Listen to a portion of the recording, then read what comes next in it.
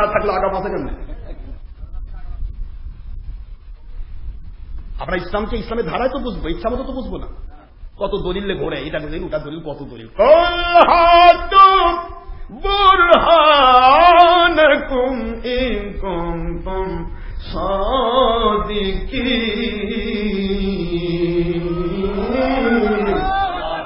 কুরআন শরীফের সূরাতুল বাকারা 2 নম্বর সূরা 1 নম্বর পারা মদিনা অবতীর্ণ আয়াত শরীফ নম্বর 111।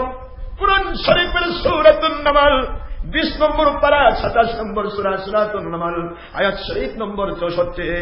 আল্লাহ পাক বললেন, পৃথিবীর যেখানেই থাকো, যদি তুমি হালাল বলতে চাও দলিল দাও, হারাম বলতে চাও দলিল দাও, আছে বললে দলিল দাও, নাই বললে দলিল দাও, বেদাত বললে দলিল দাও, শিরক বললে দলিল দাও, তোমারটা আসল দলিল দাও, অন্যটা বাতিল দলিল দাও। ইচ্ছা মতো যাকে তাকে ভণ্ড বলবা দলিল দাও। কথা বলেন না কেন? ইচ্ছা মতো কিছুই বলতে পারবে না, যা বলবে দলিল দাও। দলিল যদি তোমরা দিতে পারো, ইন কুনতুম সাদিকিন,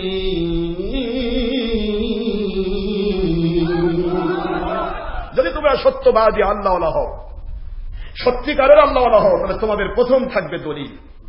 কি বলেন তো? তাহলে দলিল সমৃদ্ধ কথা আপনাকে বলতে হবে। আপনি হঠাৎ করে বলতেছেন এটা নাই। এই যে আশুরা মিনাল মুহররম নিয়ে আলোচনা করছি, আশুরার এই অনুষ্ঠান হচ্ছে, অনেকে ফতোয়া দিলেন বেটা, আবার কেউ কেউ এরা শিয়া। বাবা, হোসেইনের পক্ষ নিলে শিয়া, তাহলে শিয়ারাই জান্নাতে যাবে? নাউজুবিল্লাহ বলেন না? ধরে আপনাকে আগে বুঝতে হবে, আল হাসান ওয়াল হুসাইন সাইয়্যিদা শাবাবি আহলিল জান্নাহ।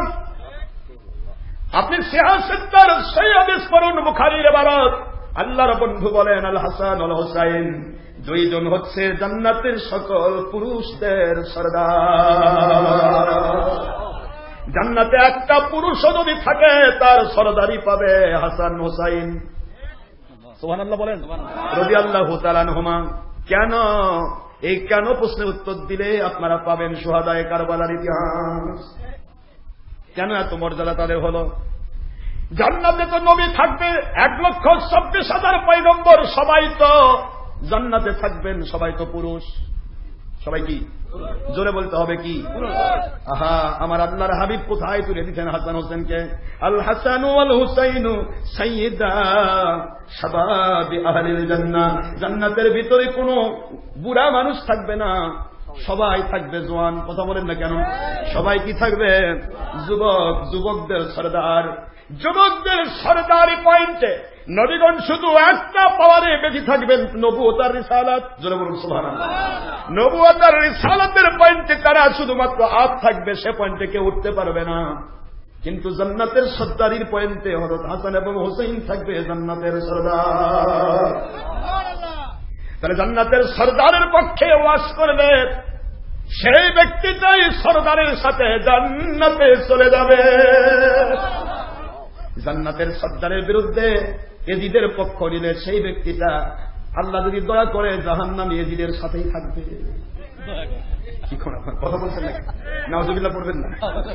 আজ বাংলাদেশে ইয়াজিদ রহমতুল্লাহ আলাইহি, আমি একবার বললাম ভাই ইয়াজিদ রহমতুল্লাহ, আপনি ইয়াজিদের প্রতি আপনার মহব্বত, তা আপনার বেটার নাম ইয়াজিদ রাখলে তো হয়। আমরা একটু মহব্বত করে ডাকি, ও ইয়াজিদের বাপ। হ্যাঁ, কত মায়া ইয়াজিদের প্রতি। হাই হাই হাই, ইয়াজিদ 100 রাকাত নামাজ পড়ছে, ইয়াজিদ 100 রাকাত পড়ছে, 500 রাকাত পড়ছে, 5020 রাকাত পড়লেও ইবলিস শয়তান তো সারা জগতেই পড়ছে। কি হয়েছে? কথা বলছেন না? কি হয়েছে? বেয়াদব মাহরুম, এটা আস্তে আস্তে খারাপ।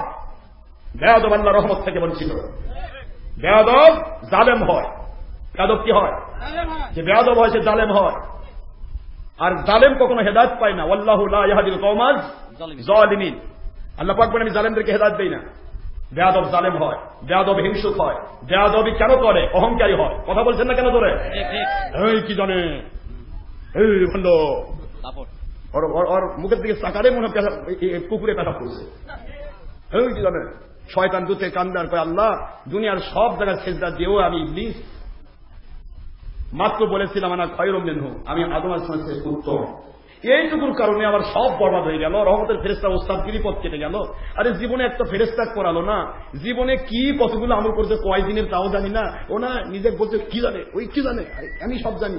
এটা কত বড়, আমার যে বড় না, এটা আমার 1,500 দিকে বড়। আল্লাহ পাক শয়তানকে চ্যালেঞ্জ করেছে, শয়তান লামান তাবিআকা মিনহুম আবা লামান তাবিআকা মিনহুম লাআমলা আন্না জাহান্নামা মিনকুম আজমাইন। সূরাতুল আরাফ খুলুন, 7 নম্বর সূরা 7 নম্বর সূরা 8 নম্বর পারা আয়াত শরীফ নম্বর 18। আল্লাহ পাক বলেন, ইবলিস তোর অহংকার, হিংসা, বেয়াদবি, জুলুম এগুলির সাথে যদি পরবর্তীতে কারো মিল হয়, আর সে যদি নবী থাকলে নবীর কাছে গিয়ে তওবা করে বেঁচে যাবে, নবী না থাকলে উলিল আমরদের কাছে গিয়ে তওবা করে বেঁচে যাবে, আর এটা ছাড়া যদি মরে তাহলে ওদের দিয়ে আমি তোকে সহ জাহান্নাম পূর্ণ করব। নাউযুবিল্লাহ বলবেন না জোরে? এই জন্য বাবারা, হিংসা, অহংকার, লোভ, মিথ্যাচার, বেয়াদবি, জুলুম এগুলি কখনো আল্লাহ ওয়ালার সিফত হতে পারে না। মন খারাপ করতেছেন? শেষ করে দেব। আমি বলে দিই 11:30 11:30 বেজে গেছে। আপনারা কি কষ্ট পাচ্ছেন? আর একটু বলি তো আমাকে, আমি ওই কথাটা নিয়ে আসতেছি পয়েন্টটা। যখন আপনার প্রথম বলেছি যে আমাকে সৌদি আরবে প্রশ্ন করা হয়েছিল, প্রশ্নতে আমাকে বলা হচ্ছে যে আমরা মিলাদ করি না, আপনি মিলাদ করেন। বাবারা, বাবা যুবক রবিউল, তুমি তবরক হয়েছে? নিয়ে আসো তবরক। হ্যাঁ ইনশাআল্লাহ ইনশাআল্লাহ ইনশাআল্লাহ হোক তবরক হোক। তবরক বয়োজ্যেষ্ঠ মুরব্বীরা আছে, কষ্ট দেওয়া যাবে না বাবা। ওয়াজ নসিহত তো সারা জীবনই শুনছেন, আর তবরক লাগবে না? তবরক তো সুন্নত বাবা, এটারও তো দলিল আছে। আপনারা বলবেন তবরক থেকে আসে, এই যে তবরক। আমি ইয়াতে সেদিন পাবনা প্রোগ্রামে গেলাম, আমাকে চিঠি দিছে, হুজুর এখানকার এক মুফতি ফতোয়া দিছে আশুরা এবং মিলাদের তবরক কুত্তার পায়খানা মতো হারাম। কত বড় মারাত্মক মুক্তি পারে। আমি কোন মুক্তি না, মূর্তি। মূর্তি মূর্তি আমার মনে হয় মূর্তি, আর এটা মুক্তি হতে পারে না, এটা মূর্তি। তা আমি বললাম যাতে ঠিক আছে, আপনার ওনাকে ডাক দেন। না হুজুর, আপনি আসার কথা শুনে পালাই গেছে, মসজিদে ফতোয়া দিয়ে পালাইছে, জানা যে হুজুর আসতেছে পালাইছে। পালাইছে, খবরটা দিয়ে দিন, খবরটা দিয়ে দিন, যেহেতু পালাইছে এখন পালাইবার কিছু করার নাই। আপনার মুসলিরা তো আছেন? বলে হ্যাঁ। মুসলিরা তাকে খবরটা দিয়ে মেসেজটা দিয়ে দিন, SMS-টা দিবেন তাকে। কি SMS? সে বলল কুত্তার পায়খানা। আচ্ছা কি মানুষের পায়খানা কি হালাল? ওদের ভাষা কি মানুষের পায়খানা হালাল? কুত্তার পায়খানা কেন আবার? বললে তো পায়খানার মতো, তাই তো হতো। ওদের বড় মুরব্বী পাখানা পাখানা, মিলাদের তো পাখানা, এই পাখানা কত কত পায়খানার মধ্যে পড়ে গেছে। আর ওই দিনই আমার আবার আরেক সৈনিক, আমার হুজ্জাতুল বিন আশরাফ সিদ্দিকী, ওই দিনই জন্ম নিয়েছে। আলহামদুলিল্লাহ বলছেন জোরে। এই যেদিন পাখানা মরে গেছে ওই দিনই আমার সন্তানের জন্ম। আলহামদুলিল্লাহ। মুহররমুল হারাম মাস লাস্টের দিন, আলহামদুলিল্লাহ 29শে মুহররম জুমার দিন, 29শে মুহররম জুমার দিন মারা গেল পাখানা বাহিনী মুরব্বী। আর আমার হুজ্জাতুল বিন আশরাফ সিদ্দিকী ওই দিন জন্ম নিয়েছে। আমি বুঝতে পারতেছি একটা জালেম গেলে তার জালেমের বিপক্ষে তো হোসেন বাহিনী তার আসবে। যাই হোক, আমি বললাম আচ্ছা পায়খানা, পায়খানা বলতে ভালো, কুত্তার পায়খানা বলবো কেন? মানুষের পায়খানাই তো যথেষ্ট। মানুষের পায়খানা হালাল হারাম, তাহলে এটা হারাম বলতে চেয়েছে, শেষে কুত্তার পায়খানার হারাম মানে? আমি বললাম যে শোনে, এই কুত্তার শব্দটা এসেছে এই কারণেই, কারণ কুকুরের মধ্যে স্বভাব হলো কেউ যেন বড় না হয়। কুকুর দেখবেন আপনারা, দেখবেন হাতি যাচ্ছে, হাতির মতো হাতি যাচ্ছে, হাতি তো শান্ত প্রাণী, ওর মতো যাচ্ছে, পিছন দিয়ে কুকুর থাকলে ঘো ঘো দুই সাইড থেকে হাতি চিন্তা করে সামনে এসে দেয়, খালি একটা পা তুলে দিব, বেড়ের মতো বধ করুক, কিন্তু সামনে যায় না, পিছিয়ে থেকে ভরভর করে। এই ঘেউ করা বাহিনী কুকুর কেন? কুকুর বুঝাতে চাচ্ছে যে আমি হব বড়, তো তুমি এত বড় কেন? মানে হাতিকে বুঝাচ্ছে যে আমি এত ছোট আর তুমি এত বড় কেন। কিন্তু কুকুরের এটা দোষ নয়, এই কারণে, কারণ তো জ্ঞান নাই যে আল্লাহ পাকই আমাকে ছোট করে বানাইছে, হাতিকে বড় করে বানাইছে। এই জ্ঞানটুকু না থাকার কারণে এটা কুকুরের দোষ নয়। কিন্তু মানুষের মধ্যে যে জিনিসটা আসে, অমুক কেন বড় হবে আমার চাইতে, এটা কুকুরের চাইতেও খারাপ। মাথার চিন্তা হলো আমার চেয়েও বড় হবে কেন? কারণ তোমাকে চিন্তা করতে হবে আমার মালিক কাউকে বড় বানায়, কাউকে ছোট বানায়, এটা মালিকের কুদরতি না। সুবহানাল্লাহ বলেন না তোরে? কাউকে ছোট বানায় মালিক পরীক্ষা করে, কাউকে বড় বানায় পরীক্ষা করে দেখি তুমি অহংকারী হও কিনা, কাউকে ছোট বানায় পরীক্ষা করে দেখি তুমি হিংস্র হও কিনা। পরীক্ষার ভিতরে আল্লাহ পাক রাখেন দুনিয়ার মানুষকে। কুকুরের স্বভাব হচ্ছে কাউকে বড় করে দেখতে নয়, সে নিজে বড় হবে, আমি বড় নয় তুমি বড় কেন। আরেকটা হলো সে দৌড়াবে কিন্তু আপনার দৌড়াতে দিবে না। আপনি ধীরে যান তাহলে ও কিছু বলবে না, যদি দৌড় দেন আপনার পিছনে হু হু করবে, কথা বলছেন না। ও বলে যে দৌড়ে আমি ফার্স্ট হবো, তুমি কেন? এটা কুকুরের স্বভাব। তো কুকুরের স্বভাব যার ভিতরে থাকে সে সব জায়গায় কুকুর দেখে। এই জন্য আশুরা এবং মিলাদের তবারকের কথা বলতে গিয়ে মানুষের পায়খানার মুখে আসেনি, ওর মুখে আসছে কুত্তার পায়খানা, কারণ ওর স্বভাবটাই কুত্তার মতো। কথা বলছেন না কেন জোরে? হিংসুক, অহংকারী, এত কোরআন শরীফের সই করে পড়তে পারে, ও পাগল হয়ে যায়, মানে দুনিয়ার সব শিখছে। আরেকজনকে মানুষই মনে করে না, এই কি জানে, এই তুই সাদা, এই তুই সাদা মানুষ, এই তুই পান পড়া মানুষ, মানে ওই কি শিখছে। আমি বগুড়াতে একজন বলছিলাম প্যান্ট তালাক ধরছে, প্যান্ট তালাক ধরে, তুমি কি প্যান্ট মানুষ, তুমি কি বুঝো, তুমি কি বোঝো? আমি আলেম। আমি সাহায্য করছি, ভাই তুমি আলেম, তার দলিলটা কোথায়? তুমি যে আলেম তার দলিল কয়? ওই লাজা ভাই, দলিলটা দাও। তুমি আলেম, তুমি যে বললে আমি আলেম, এইটা তোমার অহংকার। তুমি আলেম নাও। আলেম কখনো বলবে না আমি আলেম। কথা বলছেন না কেন? জোরে বলে, জোরে। আলেম কখনো এই অহংকার করবে না আমি আলেম। আলেমকে মানুষ বলবে ও আলেম। তুমি আলেম, তার দলিল কোথায়? দাও দলিল দাও। ইন্নামা ইয়াখশাল্লাহ মিন ইবাদিহিল উলামা। আল্লাহ কোরআন শরীফে আলেমের সংজ্ঞা দিয়েছে, আলেম সে হবে যে সবচেয়ে বেশি আমি আল্লাহকে ভয় করবে। তুমি কি আল্লাহকে ভয় করো? মানে মানুষকে মানুষই মনে করে না। আমার কথা বুঝতে পারছেন না? এখন কোরআন যদি সহি করে পড়তে পারে তাহলেই দেখেন যে ওর আপনি সামনে যাতে হবে না। মনে করেন কিছু মানে কাউকে কিছু মনে করে না। পবিত্র কোরআন শরীফ সহি করে পড়া এটা আল্লাহর দয়া। এই দয়াটুকু তুমি শুকরিয়া করতে শেষ করতে পারবে না। এর অহংকার করতে তুমি শয়তানের গুণ নিয়ে নিচ্ছ। আমার বাবা দিলাম, আমি দলিল দিলাম, কুলু ওয়াশরাবু হালালান তাইয়্যিবা। এ মুফতি ভাই চলে এসো। আল্লাহ পাকের আদেশ হলো হালাল পবিত্র খাদ্য তোমরা খাও। বলেন বলেন, হালাল ও পবিত্র খাদ্য তোমরা খাও এবং পান করো। এখন আমি আপনাদেরকে বলবো, আশুরা উপলক্ষে কি হালাল খাদ্যের আয়োজন করেছেন নাকি হারাম খাদ্য? পবিত্র খাদ্যের আয়োজন করেছেন নাকি অপবিত্র খাদ্য? মিলাদের পরে যে জিলাপি দেন, মিলাদের পরে যে পোলাও দেন, মিলাদ শরীফের পরে যে খাবার দেন, তা হালাল পবিত্র নাকি হারাম অপবিত্র? কথা বলেন, জোরে বলতে হবে। আমি পাবনাবাসীকে প্রশ্ন করলাম, পাবনাবাসী, আল্লাহর আইন হলো কুলু ওয়াশরাবু হালালান তাইয়্যিবা ওয়ালা তুসরিফু ইন্নাল্লাহা লা ইউহিব্বুল মুসরিফিন। আল্লাহ পাক বললেন হালাল পবিত্র খাদ্য খাও এবং পান করো, অপচয় করো না। অপচয়কারীকে আল্লাহ পাক পছন্দ করেন না। কোরআনের আইন যে পাওয়া গেল, হালাল খাদ্য পানীয় খাওয়া এবং পান করা জীবন ধারণের জন্য ফরজ। একটু জোরে বলতে হবে সুবহানাল্লাহ। হালাল খাদ্য পানীয় খাওয়া এবং পান করা জীবন ধারণের জন্য কি ফরজ? কি বলেন কি ফরজ? একটা মানুষ যদি খাবার না খায় সে ইবাদত করতে পারবে না। একটা মানুষ যদি খাবার না খায়, তার সাউপের ভাষায় যদি সে আল্লাহর কাছে ফানাফি সাহেব, ফানাফি রসুল, ফানাফিল্লাহ হয়ে যায়, আল্লাহ যদি বাকাবিল্লাহ করে দেন, তাকে না খাওয়াও বাঁচাতে পারেন। সুবহানাল্লাহ বলুন। সেটা পয়েন্টের উপরে যেতে হবে। ওই পয়েন্টে যাওয়ার আগ পর্যন্ত তার খাদ্যের প্রয়োজন। কথা বলছেন না কেন? খাদ্যের প্রয়োজন। এই খাবার খাওয়া এবং পান করা, এই দুইটি বিষয় আপনাকে বুঝতে হবে। বাবারা, আমি আপনাদের অনুরোধ করতেছি, বোঝার চেষ্টা করবেন। আল্লাহ পাক আইন করলেন খাদ্য পানীয় হালাল পবিত্র খাও এবং পান করো। আল্লাহর আদেশ মানা ফরজ না নফল? জীবন ধারণের জন্য খাদ্য পানীয় পান খাওয়া এবং পান করা ফরজ। এই জন্য হালাল রুজি কামাই করাও পুরুষের সকল ফরজের পরে একটা অতিরিক্ত ফরজ। একটু জোরে বলতে হবে সুবহানাল্লাহ। হালাল রুজি খাওয়া যেমন ফরজ, এটা কামাই করাও তেমনি আমার আল্লাহ পাকের পক্ষ থেকে ফরজ। এই ফরজিয়াতটা আমার আল্লাহ দান করেছেন। বাবারে আমার, বললাম একটা ফরজ আমলকে যদি কেউ কুত্তার পায়খানার সাথে তুলনা করে, তাহলে হালালকে সব কেতাব একমত।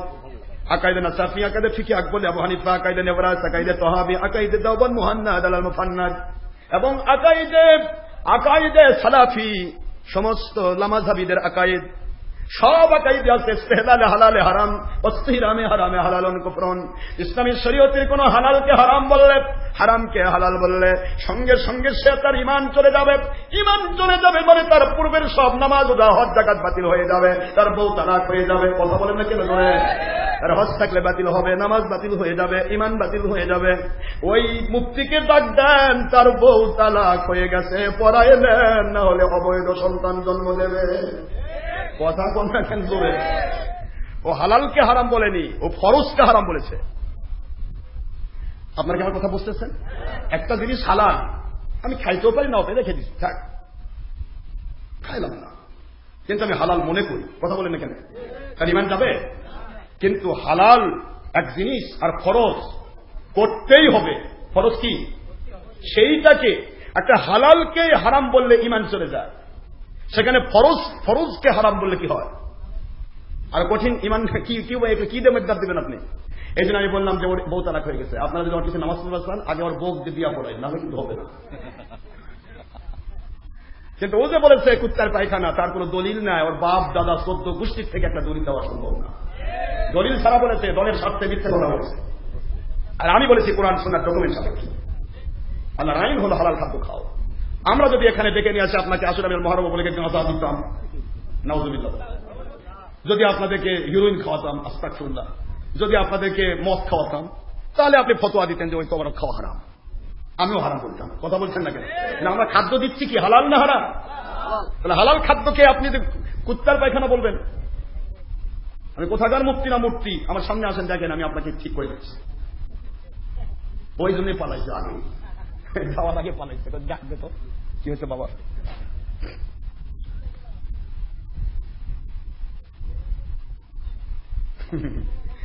বাবারা কি আপনাদের কষ্ট হচ্ছে? এখানে একটা বলেছে যে মাদ্রাসায় মিলাদ কিয়াম শিখানো হয় না কেন? আহারে, মাদ্রাসায় মিলাদ কিয়াম শিক্ষা দিলে শয়তান খুশি হবে? তাদের উদ্দেশ্য তো শয়তানকে খুশি করা। যার উদ্দেশ্য থাকবে শয়তানকে খুশি করা, সে কি মিলাদ শিখাবে? মিলাদ করলেই দরুদ হবে, দরুদ করলেই গুনাহ মাফ হবে। শয়তান কি চায়? কথা বলছেন না কেন? অথচ মাদ্রাসাগুলি, প্রতিটা মাদ্রাসা, বাংলাদেশের যত মাদ্রাসা, সব আল্লাহর ওলিয়া মিলাদ পড়া ওলিরাই তৈরি করেছে। আপনি তাকাই দেখেন, বাংলাদেশের যত আলিয়া মাদ্রাসা, সমস্ত আলিয়া মাদ্রাসা আফগানি আল্লাহর ওলিরা বানিয়েছে। ফুরফুরা, মেদিনীপুর, জয়নপুর, শর্ষিনা, কদেরিয়া, চিস্তিয়া, নাকমন্দিয়া, মুজাদ্দিদিয়া সব ওলিরা বানিয়েছে। হাফিজ মাদ্রাসাগুলো ওলিরা বানিয়েছে। পরে এসে দেওবন্দি কমিরা ঢুকলো, সেটা তাদের ব্যাপার, কথা বলছেন এখান থেকে। কিন্তু এই যে মাদ্রাসাগুলি ঢুকলো, তবুও দেওবন্দি কমিরা ওই বাংলাদেশে। আমার কাছে একটা কিতাব দেখেন, মাত্র এই যে কয়েকদিন আগে, কিতাব বেশি না, দেখেন এই কিতাবটা কিন্তু বাংলাদেশে যারা যে ভাইয়েরা আমাদের হানাফি মাযহাব দাবি করে, কওমি, তবলিগ, সরমনা, এই জাতীয় লোক যারা মিলাদের বিরুদ্ধে ফতোয়া দেয়, ইয়া নবী পার কয় দাঁত ছেড়েক কয়ে দাঁত ভাঙে ফেলে দিচ্ছে একবার। দেখেন এই কিতাবটা, মানে বাবা লাগে, দেখেন কিতাবটা দেখেন, বুখারী শরীফ, হামিদিয়া লাইব্রেরি, ঢাকা। দেখুন এখানে বাংলা তরজমা, বিস্তারিত ব্যাখ্যা, সিরাতুন নবী সংকলন ৫ম খণ্ড, লিখেছেন মাওলানা শামসুল হক ফরিদপুরি এবং মাওলানা আইজল সাহেব। দুইজনই বাংলাদেশে আমাদের কওমি, খারিজি, তবলিগ, সরমনায় সকলের আব্বার আব্বা, খালি আব্বা না, কি আব্বা? আব্বার আব্বা, হ্যাঁ বড় আব্বা। দুই আব্বা মিলে লিখছে, দেখেন এই কিতাবটা লিখে 38 পৃষ্ঠায় গিয়ে লিখছে। দেখেন দেখেন আব্বারা, দেখেন ইয়া নবী সালামু আলাইকা, দেখেন আপনার ইমাম মানুষ, দেখেন ইয়া নবী সালামু আলাইকা, ইয়া রাসূল সালামু আলাইকা, ইয়া হাবিব সালামু আলাইকা, সালাওয়াতুল্লাহ আলাইকা। এই যে মারহাবা ইয়া হাবিবাল্লাহ, মারহাবা ইয়া রাসূলুল্লাহ, মারহাবা ইয়া মারহাবা ইয়া মারহাবা। ইয়া বলতে বলতে মুখ দিয়ে দুই আব্বার ফেনা উঠে যাচ্ছে, আর কলম কাটা ডাল বলতেছে প্রায় নবী। এটার নামই হলো কলম কাটা ডাল। গোড়ায় আছে ইয়া নবী, উপরে আছে কই ইয়া নবী নেই। আমার কথা বোঝেন নাই? এই কিতাবটা লিখছে কবে? এটা একটু দেখেন, কয় বছর হলো লেখেন। দেখেন আপনি দেখার সাইটটা দেখেন, 2003 সাল, হ্যাঁ 2003। দেখেন 2003 আর 2025 কয় বছর হলো? আরে 22 বছর। এই 22 বছর আগের মিলাদ ভুলে গেছে এখনকার মিলাদ কিয়াম বিরোধীরা। ওদের বাপের কিতাব, মাত্র 22 বছর। আমি 30 বছর তো বেশি করি, 22 বছর হলো। এখন এই যে ব্যাপারগুলি আমি যে আপনাদের বলি, কথাগুলি বলি কেন বাবা? কাউকে কষ্ট দেওয়ার জন্য নয়। আপনি আমার মাথার তাজ, যদি আপনি ভিক্ষুক হন, আপনি যদি ইল্লিটারেট বকলম হন, আর আমার নবীর পক্ষে এবং ওলিয়াউলিয়ার পক্ষে, সাহাবায়ে কেরামের পক্ষে, হুসাইন রাদিয়াল্লাহু পক্ষে যে আপনি থাকেন, সত্যিকার ইসলামের পক্ষে থাকেন, কোরআন সুন্নাহ মাকিয়ের পক্ষে থাকেন, আমি আপনাকে মাথার তাজ বলে বলি। আপনি আমার বিরোধী নয়, আমি আপনার বিরোধী নয়, আর আমি আপনি যদি ইসলাম নিয়ে যদি আগা গোড়া কেটে দিয়ে আগা বাঁচাবার চান, আমি আপনাকে কখনোই মেনে নিতে পারবো না। সে আপনি দেখলেই হন, আপনাকে গোড়ার দিকে যেতে হবে। যতই ইয়া করে ওই কেতাবের বস্তা নিয়ে ঘুরবেন, ওই পর্যন্ত বস্তা নিয়ে যায়। কিন্তু আমি বলি ভাই আমার তো বস্তা লাগে না, খালি আমি বলবো যে আপনার অমুক নম্বর কেতাবে এত নম্বর ভলিউম, এত নম্বর পৃষ্ঠা বের করেন। আপনার কেতাব বের করবেন আপনি, আমি পড়ে দেব অথবা আপনি পড়বেন। আমি প্রমাণ করবো আপনি শুধু কেতাব বহন করতেছেন, কিন্তু কেতাব মানেন না। কেতাব মানেন না, না মানা হলো আপনার কাজ, আর আমাদের দায়িত্ব হলো মানা এবং মানানোর চেষ্টা করা। এটা আমাদের দায়িত্ব হয়েছে। আপনি যে কেতাব নিয়ে ঘুরে বেড়াচ্ছেন, মানুষ দেখাচ্ছেন, এই দেখেন এত কেতাব, এত কেতাব, কত কেতাব, কিন্তু কেতাবের মানার বিষয় নেই। না মানলে কেতাব বহন করে লাভ, ঠিক না? ঠিক বাবারা? এই জন্য আসুন তো আমি অল্প পরিসর আপনি মিলাদের বিষয়টা যেটা আপনি বললেন, মিলাদ কেন শিক্ষা দেওয়া হয় না, এই কেন প্রশ্নের উত্তর দিতে গেলে অনেক সময় লাগবে। কে শিক্ষা দিল আর কে দিল না, প্রশ্ন হলো কোরআন শরীফের ব্যাখ্যাটা হয়ে যাচ্ছে দলের স্বার্থে। এখন যে যে দল করে সেই দলের পক্ষে কোরআন ব্যবহার করে, কিন্তু কোরআনের সঠিক ব্যাখ্যা কেউ করতে চায় না, কারণ সঠিক ব্যাখ্যা করলেই যেহেতু তার দলটা তৈরি হয়েছে আজকে 50 বছর আগে বা 100 বছর আগে, আগেকার ইসলামের সাথে মিল হবে না, কথা কয় না। তো সঠিকটা করলে ধরা খাবে না, ধরা কি কেউ খেতে চায়? আমি ওয়াজ করতে করতে ধরা খাই বসে থাকবো? এই ধরা খাওয়ার ভয়ে সঠিক ব্যাখ্যাটা করে না, নিজের ইচ্ছা মতো ব্যাখ্যা করে। আপনারা একটু চিন্তা করে দেখবেন, এই বাংলাদেশে মাত্র 1000 বছর আগে, 600 বছর 800 বছর আগে একটা মুসলমান ছিল না, সব হিন্দু। এই হিন্দুগুলোকে কলমা পড়ে যারা মুসলমান বানাইলো, প্রথম সবক ইসলামের তারাই তো দিতে, আর তারাই মিলাদ করেছে। আপনি মিলাদের বিরোধী কেন? তারাই খিয়াম করেছে, তারা হাত থেকে মিলাদ করেছে, তারা ওলির কাছে বায়াত হয়েছে, তারা মাযহাব মেনেছে, তারা ঈদে মিলাদের পালন করেছে, শরবত পালন করেছে, শবে কদর পালন করেছে, তারপরে নবীকে নূর নবী বলেছে, আল্লাহর সৃষ্টি নূর, সুবহানাল্লাহ বলেন না? নবীকে আমাদের মতো বলেন নাই, বড় ভাইয়ের মতো বলেন নাই, মাটি মানুষ বলেন নাই, নবীকে গায়েবের খবর দাতা বলেছেন, কারণ আল্লাহ নিজে বলেছেন আমি আল্লাহ পাক আপনাকে যা জানেন না সব শিখিয়ে দিলাম। এটা আল্লাহর আইন। ও আল্লামাকা মা লাম তাকুন তা'লাম। বন্ধু, পৃথিবীর যত মানুষ বলবে নবী এতটুকু জানে, এতটুকু জানে, বা জানতেন না, জানেন না, এই সব কিছুকে কবর দেওয়ার জন্য অ্যাডভান্স আমি বলে দিচ্ছি, ও আল্লামাকা মা লাম তাকুন তা'লাম, আমি আল্লাহ নিজে আপনার শিক্ষক হয়ে সব জানাই দিলাম। জোরে বলবেন না সুবহানাল্লাহ? তো কাজে এই সমস্ত জিনিসগুলো আগে ছিল, কেন এখন উল্টাপাল্টা হচ্ছে? কষ্ট পাচ্ছেন আপনারা? দলিলের কথা বলবেন, আপনি দলিল নিয়ে আসেন, 1000 দলিল নিয়ে আসেন। আপনারা বলেন তো, 1 ঘন্টা আগে যদি একটা জমি দলিল হয়, ওই একই জমি 1 ঘন্টা পর যদি ওই একই তারিখে 1 ঘন্টা পর আবার দলিল হলো, দলিলটা টিকবে কোনটা? এটা আপনারা তো বড় মুক্তি বসে আছেন, আমার খবর বলেন।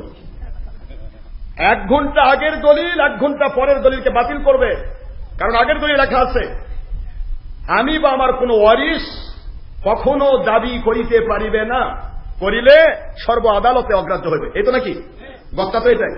তাহলে কখনো পারিবে না এই কথাটাই প্রমাণ করলো আপনি তো 1 ঘন্টা আগে জমি হারাইছেন, জমি তো নাই, তো বেচলেন কি? 1 ঘন্টা পর আপনি কি বিক্রি করলেন? আর যিনি কিনলেন তিনি বা কি কিনলেন? 1 লাখ টাকা দামে 1 ঘন্টা আগে বিক্রি হয়, পরে যে 1 কোটি টাকাতেও বিক্রি হয়, 1 কোটি বাতিল হবে, 1 লাখের টা আসল হবে। কথা বলছেন না কেন? জোরে বলবেন না? মাত্র 1 ঘন্টা আগের দলিল 1 ঘন্টার পরের দলিলকে যদি বাতিল করে দেয় আমার যুবক তরুণ হীরকখণ্ড বাবারা, তাহলে 1000 বছর আগেকার ইসলামের দলিল আজকে হঠাৎ ফেসবুক মার্কার দলিল বাতিল করে দেবে। 1000 বছর আগেকার দলিল এখনকার দলিল যদি মিল না হয়, তাহলে আগেরটা আসল হবে না এখনকারটা আসল হবে? কথা বলছেন না কেন? এটা আপনারা বুঝে ফেলছেন, আর কি লাগবে? আপনার প্রশ্ন করতে পারেন, হুজুর এরকম হলো কেন, এত কিছু এরকম হলো কেন? আমি আপনাদের একটা দৃষ্টান্ত দেই, তার সহজ হবে। এক দাদা একটা আমের গাছ লাগাইছিল, বলবো? আমের গাছ লাগাইছে, দাদা চিন্তা করলো আমি খাইতে পারি আর না খাই, নাতিপুতিরা খাবে, অসুবিধা কি? আমের গাছ বিচির থেকে লাগাইছে, কলম না কিন্তু বিচি। তো বিচির থেকে আমের গাছ লাগানোর পরে দাদা এখন গেল, মারা গেল, দাদা মরে গেছে। ওই দাদার আবার 4 বেটা। কয় বেটা? এই 4 বেটা আবার নাতিপুতি হয়েছে 73 জন। খুব মন দেন কিন্তু কথাটা, আমি হাদিসে প্রমাণ দেবো, শুধু একটা এক্সাম্পল। কথা বুঝতে পারছেন? সহজ হবে আপনাদের বুঝতে। বাবা যুবক তরুণ হীরকখণ্ড আপনাদের বলছি, মুরব্বীরা তো বোঝে, মুরব্বীরা যেহেতু আগে সব দেখেছে, তারা বোঝে কোনটা আসো কোনটা নকল। কিন্তু যুবকদেরকে ধোকা দেওয়া হচ্ছে। ফেসবুক খুললেই দেখবেন ওই ধরনের মুন্সি দাঁত ভাঙে ফেলে দিচ্ছে, একবার ধরা দাঁত ভাঙে ফেলে দিচ্ছে দলিল দিয়ে। ভাই এটা কেন হলো? কেন করেন না আপনি মিলাদ? নবী করেনি তাই।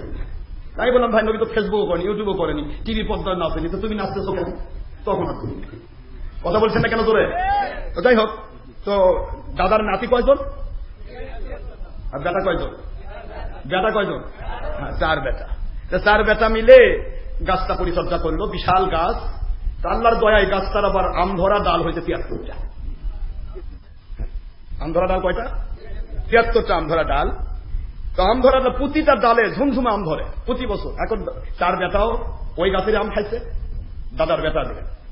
73 নাতির বাপ, 4 বাপের বাচ্চা ছাড়া তারা ওই গাছের আম খাইছে, তারা খাই মরে গেল। দাদা তো আগেই মরে গেছে। এবার নাতিরা 73 জন 73 ডাল ভাগ করে নিল। খুব খেয়াল করছেন, মন দেন কিন্তু কথাটা বুঝতে মন দিতে হবে। 73 নাতি একটা আমের গাছের 73টা আমের ডাল ভাগ পাইল। বোঝা যাচ্ছে তো নাকি? কিসের ডাল ভাগ পাইছে? 73 জন 73টা। এক একটা আমের গাছে 5 কেজি হোক বা 10 কেজি হোক আম ধরে, প্রতি বছর প্রত্যেক ডাল থেকে আম ভাগ করে করে খায়। হঠাৎ করে একদিন বড় নাতি যেটা, সে 73-এর মধ্যে ফার্স্ট বড় যেটা, এই 4 ভাইয়ের 4 বাচ্চা, তার সবচেয়ে বড় ভাই বেটা যেটা, এ ইন্ডিয়াতে চলে গেছে সফরে। গিয়ে ওখানে তাকে জলপাই খাইছে, জলপাই খাওয়া খুব মজা লাগছে। তো ওখানে বলছে জলপাই যখন এত মজা, আমার দাদার দেওয়াতে একটা আমের গাছ আছে, তো আমি তো একটা ভাগ পাইছি একটা ডাল, ওই ডালটা তো জীবনভর আমি খাইলাম, তো এবারে একটু জলপাই খাই না কেন, কারণ এখন তো বোটানিক সার্জারি যুগ, কাটলেই ধরবে। তো সে একটা জলপাইয়ের ডাল নিয়ে এসেছে, নিয়ে এসে তার ভাগের যে ডালটা ওটা কেটে ফেলে দিয়ে জলপাইয়ের ডাল লিখে দিল।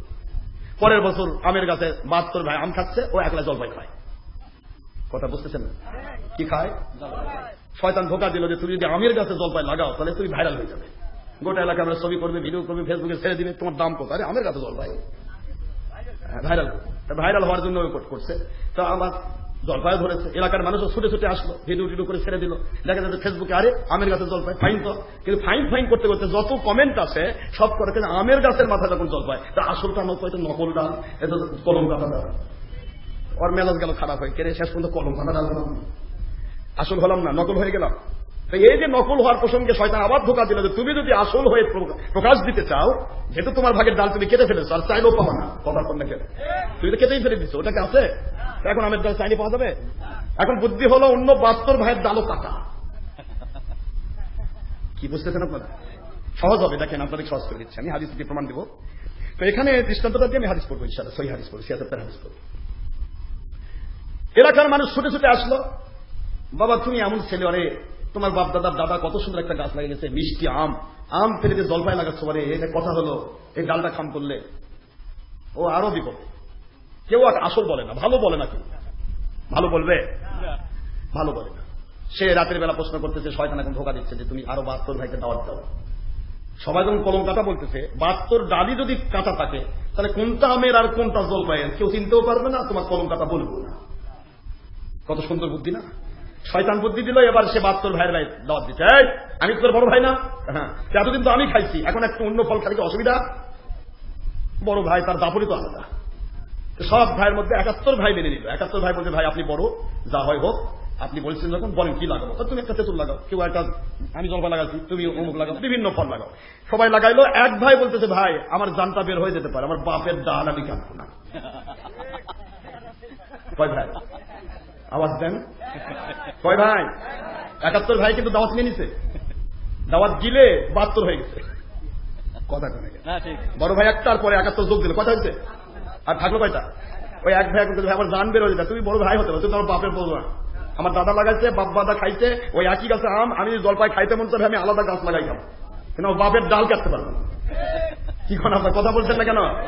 এই কথা বলাতে 72 ভাই আম সব লাগাইছে, কমপ্লিট, অন্য ফল লাগাই দিচ্ছে, কেউ জলপাই, কেউ কামরাঙ্গা, কেউ অমুক তমুক, আমরা যা যা লাগে।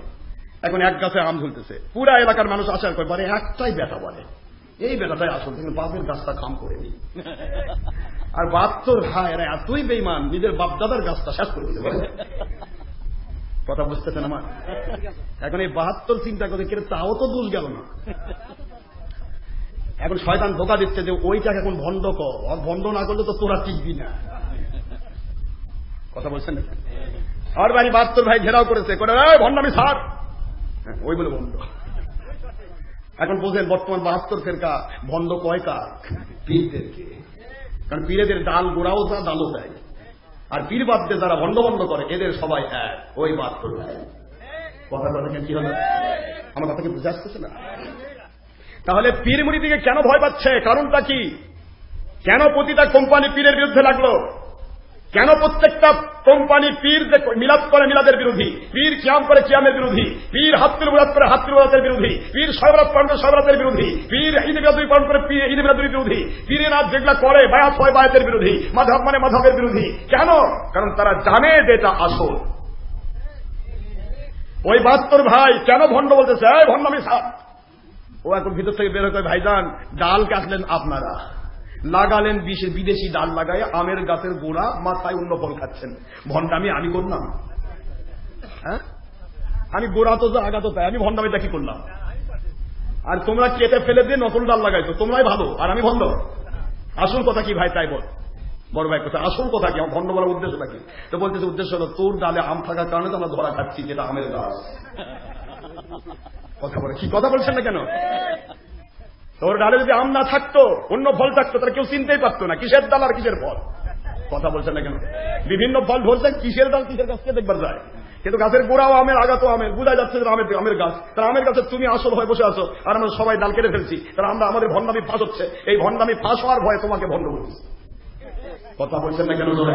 এখন বাতিল 72 ফেরকা পীর মুরিদিকে ওলিয়া উলিয়াকে কেন ভণ্ড বলে? তার উদ্দেশ্য খুঁজে পেয়েছেন?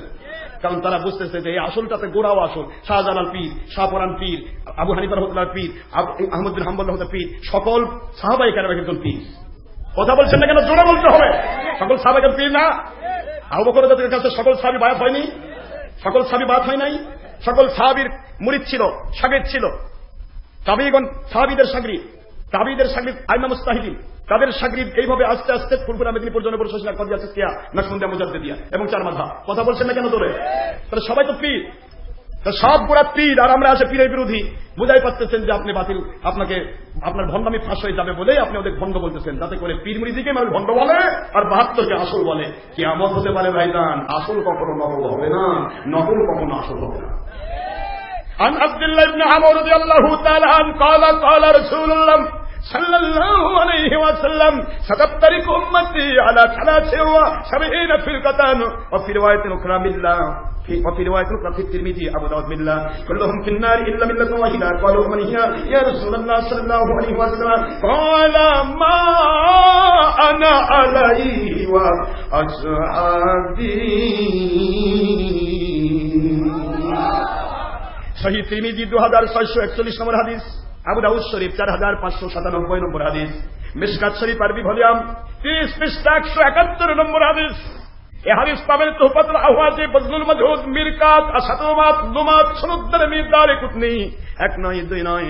হাদিস পাবেন প্রায় বাবারা 105টি হাদিসের কিতাবে। আল্লাহর বন্ধু বলেন অচিরে এই অল্প সময়ের ভিতরে আমার উম্মতেরা তারা 73 ভাগে ভাগ হয়ে যাবে। সুবহানাল্লাহ বলেন। কয় ভাগে ভাগ হয়ে যাবে?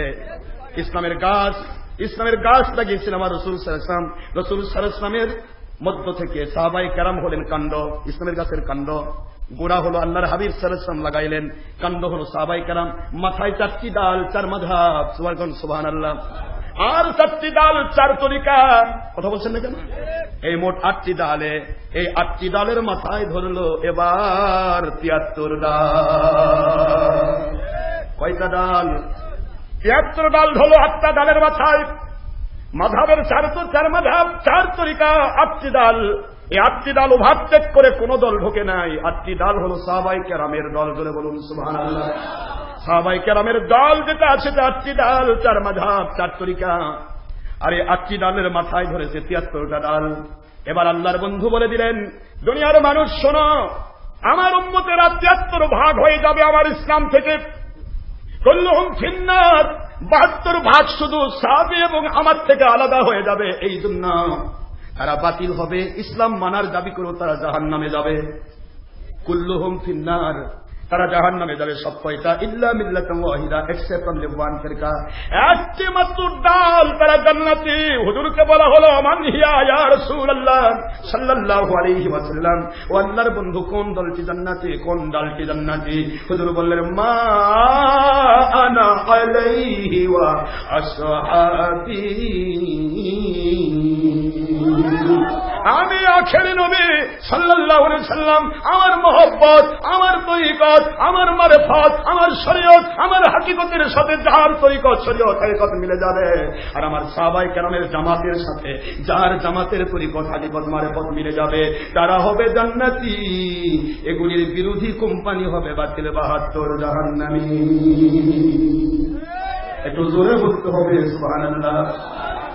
আবু দাউদের সারা বদলুল মাজহুদ, আজকের দিনে যারা নবীর দুশমন বাতিল ফেরেকা, তোমাদের আব্বা খলিল আহমদ সাহারানপুরি, তিনি আবু দাউদের সরা বজলুল মাজহুদ লিখতেছে মা আনা ইয়ানি আহলে সুন্নাত, সুবহানাল্লাহ জোরে কোন, ওয়া আসহাবি ইয়ানি আল জামাআত, আহলে সুন্নাত ওয়াল জামাআত, মুক্তিরা কি পথ, আহলে সুন্নাত ওয়াল জামাআত।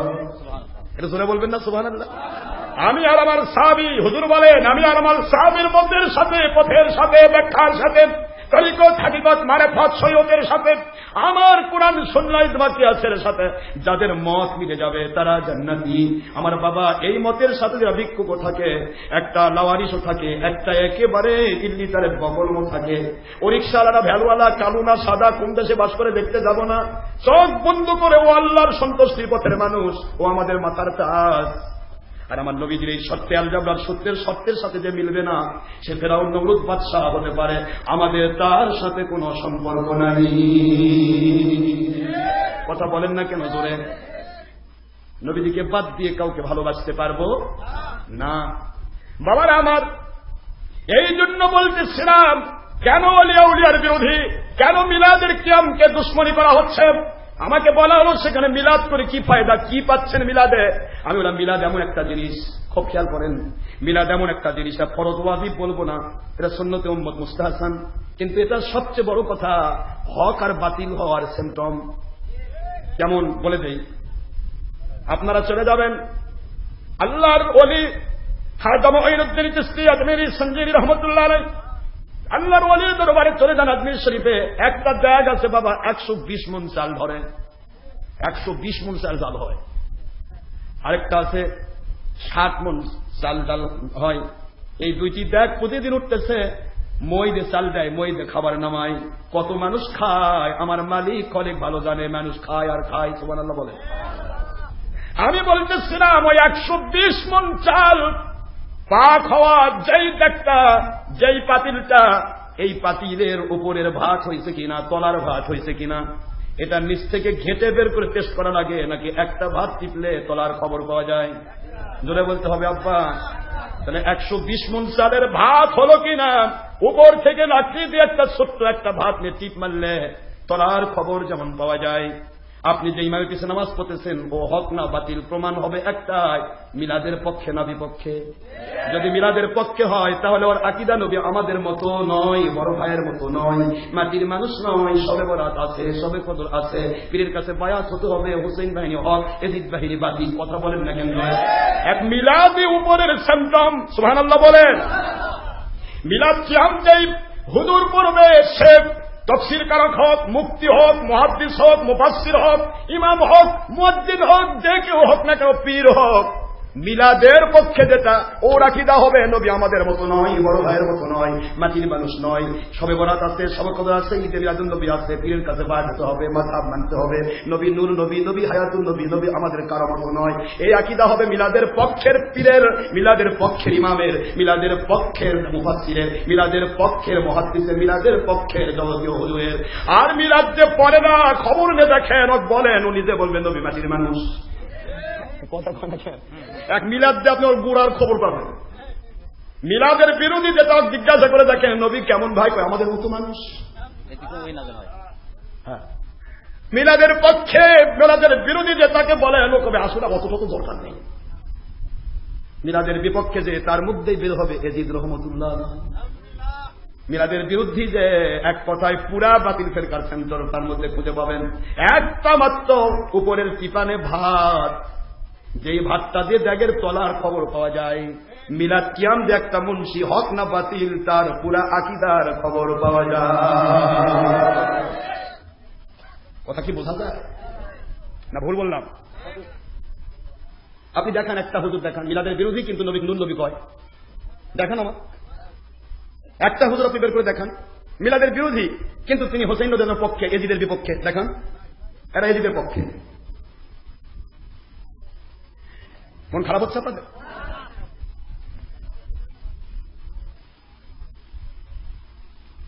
এটার প্রশ্ন উত্তর তো হয়ে গেল। বাবারা আমার, আমি আপনাদের খেদমতে আরজ করব, সেই সৌদে নবিয়াতে প্রশ্ন আমাকে বলা হলো আমরা তো দরুদ ইব্রাহিম পড়ি, কি পড়ি? তাই বললাম ভাইজান দরুদ ইব্রাহিম পড়ার কারণটা কি? আপনি কোন নবীর উম্মত? নবী মোহাম্মদ সাল্লাল্লাহু আলাইহি ওয়াসাল্লামের উম্মত। আপনি নবী মুহাম্মদ সাল্লাল্লাহু আলাইহি ওয়াসাল্লামের উম্মত আর দরুদ ইব্রাহিমের গান গাচ্ছেন, ব্যাপারটা কি বলেন? দরুদ ইব্রাহিম তো আমরাও পড়ি, যেটা আমরা দরুদ পড়ি নামাজের মধ্যে, 2 রাকাত নামাজ পড়ি, সেখানে দরুদ আছে না নেই? কথা বলছেন না কেন? আমরা পড়ি তো, এর বিরুদ্ধে না আমরা। সে প্রশ্ন হলো আপনি এটা নিয়ে এত ব্যস্ত হলেন কেন? কারণটা কি? ব্যস্ততা এখানে কেন? এটা উত্তম, আমাকে বলতেছে আমাকে উত্তম শ্রেষ্ঠ দরুদ। এবার আমি বললাম আরেকবার ধরা খাইলেন। উত্তম বলতে গেলে দলিল লাগবে। আপনি বলেন তো কোরআনের বাণী উত্তম নাকি আপনার সাফা উত্তম?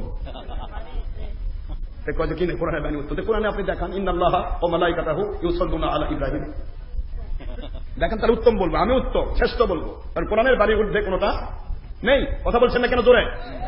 তো কোরআন শরীফে আল্লাহ বলেন আখিই নবীর উপর দরুদ করি, আখিই নবীর উপর দরুদ পেশ করো, সালাম দাও, আর আপনি বলছেন দরুদ ইব্রাহিম উত্তম। তার মানে কি আপনার সাফাই উত্তম, কোরআনের বাণী অধম। নাউযুবিল্লাহ বলেন জোরে। ইতস্তত বোধ করতে শুরু করলাম। কোরআনের বাণীতে যেটা হবে সেটা ফার্স্ট হবে। আল্লাহর কালামের সাথে ঊর্ধ্বে কিছু আছে বাবা না? এখন দরুদ ইব্রাহিম আপনি বলতেছেন, বলেন তো ইব্রাহিমটা কোথেকে আসলো, কোন কিতাবে আছে? একটা হাদিসের কিতাব বের করেন, অমুক কিতাবে তাকে বললাম দরুদ ইব্রাহিম। মোহাম্মদ এখানে দরুদ ইব্রাহিম, ইব্রাহিম আসলে নাম আছে, তাই তো দরুদ ইব্রাহিম। তাই তাহলে নাম আছে কয় নম্বরে তা অত জানা দরকার। আল্লাহুম্মা সাল্লি আলা মুহাম্মদ, এই যুবকেরা ফার্স্ট নেম কি? ফার্স্ট নামটা কি? মুহাম্মদ। ওয়া আলা আলী মুহাম্মদ। সেকেন্ড নেম কি? মুহাম্মদ। কামা সাল্লাইতা আলা ইব্রাহিম, 3 নম্বর কি? ইব্রাহিম আলাইহিস নাম। তাহলে 3 নম্বর নাম টেনে নিয়ে আসে নামকরণ করে আপনারা প্রমাণ করেছেন আপনারা থার্ড ক্লাস মুসলমান। ঠিক আছে, কিন্তু থার্ড ক্লাস মুসলমান। কথা কোন আমার কথা বলছেন না নাকি? না ভুল বলতেছি? আপনি 1 নম্বর নাম ছিল মোহাম্মদ, আল্লাহুম্মা সাল্লি আলা ওয়া আলা আলী কামা সাল্লাইতা আলা ইব্রাহিম। তাহলে first name Mohammad, second name Mohammad, third name Ibrahim আলাইহিস সালাম। আমি ইব্রাহিম আলাইহিস সালামের সম্মান করি, তিনি আমার জাতির পিতা। ঠিক না? ঠিক বলুন। প্রশ্ন হলো তিনি তো আমার নবীর শ্রেষ্ঠ না? আখি নবীর শ্রেষ্ঠ? ইব্রাহিম আলাইহিস সালাম সহ সকল নবীর কলেমা আপনারা জানেন না? লা ইলাহা ইল্লাল্লাহ মুহাম্মাদুর রাসূলুল্লাহ। ইব্রাহিম আলাইহিস সালামের জাতির কলেমা হচ্ছে লা ইলাহা ইল্লাল্লাহ ইব্রাহিম খলিলুল্লাহ। সুবহানাল্লাহ বলবেন না জোরে? সকল নবীর জাতির কালেমা তার নবী দিয়ে, আর 1,23,999 জন পয়গম্বর সকলের কালেমা আখেরি নবী দিয়ে।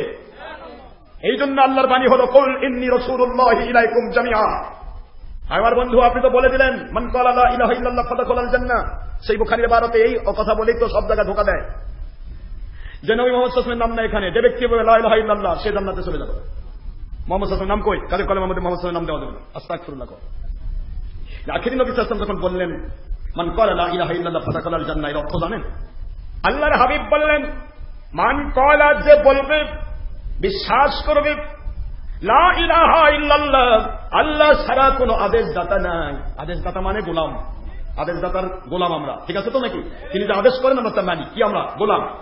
আল্লাহ ছাড়া কোন আদেশদাতা নাই, এই কথা যে মেনে নিল, বিশ্বাস করলো, সে জান্নাতে গেল। ও আমার বন্ধু, আপনার হাদিসটা তো সহিহ বুখারীতে দিয়ে দিলেন, গেল, চলে যাক।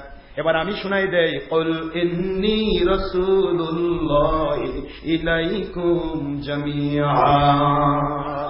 ও বন্ধু, এবার আমার আদেশ হলো আপনি বলে দেন, আমার আদেশ ছাড়া তো কোনো আদেশদাতা নাই, এটা মানলে তো জান্নাত। এবার আমি বললাম বলে দেন, আপনি হলেন সকল নবী রাসূল ফেরেশতা সহ সকল কুলের রাসূল, এই কথাটা বলে দেন। এটা যে মানলো, সে আমার আদেশ মানলো, এই জন্য সে জান্নাতে গেল। একটু জোরে বলতে হবে সুবহানাল্লাহ। ঢুকে গেল লা ইলাহা ইল্লাল্লাহ তাওহীদের সাথে, মুহাম্মাদুর রাসূলুল্লাহ সাল্লাল্লাহু আলাইহি ওয়াসাল্লাম। বাবারা আমার, শুধু এখানে শেষ নয়। আপনারা বলবেন বোধহয় এখান থেকেই শেষ, এটা তো কিয়াসি মাসলা, সরাসরি মাসলা দেই কিতাব সামনে। যারা আজকে বলে লা ইলাহা ইল্লাল্লাহর সাথে মুহাম্মদুর রাসূলুল্লাহ যোগ দেওয়া যাবে না, বেদাত হবে, শিরক হবে। কোরআনের বিভিন্ন জায়গাতে এমনকি মসজিদ থেকে পর্যন্ত আমার নবীর নাম কেটে দিয়েছে কুলাঙ্গারেরা। আল্লাহ এবং মুহাম্মদ এক জায়গায় থাকবে না। তাহলে সূরাতুল ফাতহ 26 নম্বর পারা 48 নম্বর সূরা, আয়াত শরীফ নম্বর 29, মুহাম্মাদুর রাসূলুল্লাহ সাল্লাল্লাহু আলাইহি ওয়াসাল্লাম ওয়াল্লাযীনা আমানু মাআহু আছে। এবার আয়াতে কারিমা থেকে মুহাম্মদ থাকলো আগে। দেখেন, মুহাম্মদ ফার্স্টে, রাসূল সেকেন্ডে, আল্লাহ থার্ডে। মুজাফফিলা সিস্টেম করা হয়েছে আরবিতে। মুজাফফিলা সিস্টেমে তো এটাই আসে, মুজাফফিলা মুজাফফিলা পরে আসে। এখন আপনারা দেখেন তো, মোহাম্মদ আগে, কথা বলছেন না কেন? আরবি পরে কোন দিক থেকে? ডান থেকে না? তাহলে প্রথমে মোহাম্মদ, রসুল সেকেন্ড, আল্লাহ থার্ড। তাহলে মোহাম্মদুর রাসূলুল্লাহ। তাহলে এই জালেমদেরকে বলেন কোরআনেও তো আল্লাহ পাকের বিপদে ফেলাইছে, তাহলে আল্লাহ শেষে থাকলো, মোহাম্মদ আর রসুল আগে থাকলো, তাহলে এই দুটাও তো কেটে ফেলা দরকার। কি বলেন আপনারা? তোমার মসজিদ থেকে কাটতে পারতেছ, কোরআন থেকে কাটবো না? কাবা ঘরে গিলাফের মধ্যে হাজার হাজার বার লা ইলাহা ইল্লাল্লাহ মুহাম্মাদুর রাসূলুল্লাহ, ওখান থেকে কাটবো না? কেটে ফেলো। পাওয়ার যদি থাকো তাও তো কাঁদবা। যদি তোমরা পাওয়ার পেয়ে যাও, হয়তো বা ইহুদি ওদের মধ্যে বলবে, ইহুদিরা যখন বলতো যে আমাদের এই বানানো আইনের বিরুদ্ধে যদি কেউ কথা বলে নবী হলেও তাকে আমরা মেরে ফেলবো। এটা ইহুদি পণ্ডিতদের কথা ছিল, যারা রাহাবার রহমান ছিল। এই ইহুদি পণ্ডিতদের মতো তো তোমরাও তাই করবা। কিন্তু এখন আল্লাহ আরেকটা পয়েন্ট লিখে দিয়েছেন, দুনিয়ার মসজিদ থেকে কাটতে পারবা, কাবা ঘরে গিলাবো, কাবা যখন তোমাদের আওতায় আসবে তখন কাবা ঘরে গিলাব থেকেও কেটে দিতে পারবা, মসজিদ নববীর থেকেও কাটতে পারবা, কাবার ভিতর থেকেও কাটতে পারবা, সব মসজিদে কাটতে পারবা। আরশ থেকে কেমনে কাটবা? হ্যাঁ, আরশ থেকে কেমনে কাটবে? এখন আসো দেখেন, আমি আরশ থেকে দেখাই আপনাদের। আমি পরিষ্কার করে দিই, এই কেতাবটাই ওই একই কেতাব, সেই আব্বার কেতাব। আমার তো কেতাব খোলা লাগে না, আমি তো কেতাব নিই না, যার কেতাব দিয়ে তাকেই মানি, হাদিয়া দিই, খালি হাদিয়া দিই। দেখেন আপনারা, এই কেতাবটা 7 পৃষ্ঠা। দেখুন কয় পৃষ্ঠা? 7 পৃষ্ঠা। দেখুন হাদিস শরীফ। قال رسول الله صلى الله عليه وسلم لما اختلف آدم الخطيئة قال يا ربي أسألك بحق محمد إلا ما غفرت لي فقال الله تعالى يا آدم كيف عرفت محمدا ولم أخلقه قال يا ربي لأنك لما خلقتني بيدك ونفخت في من روحك ورفعت راسي فرأيت على قوائم العرش مكتوبا لا إله إلا الله محمد رسول الله صلى الله عليه وسلم فعلمت أنك لم تضف إلى اسمك إلا أحب الخلق إليك فقال الله تعالى صدقت يا آدم عليه السلام إنه لا أحب الخلق إلي وإذا سألتني بحقه فقد غفرت لك ولولا محمد ما خلقتك سبحان الله বলে।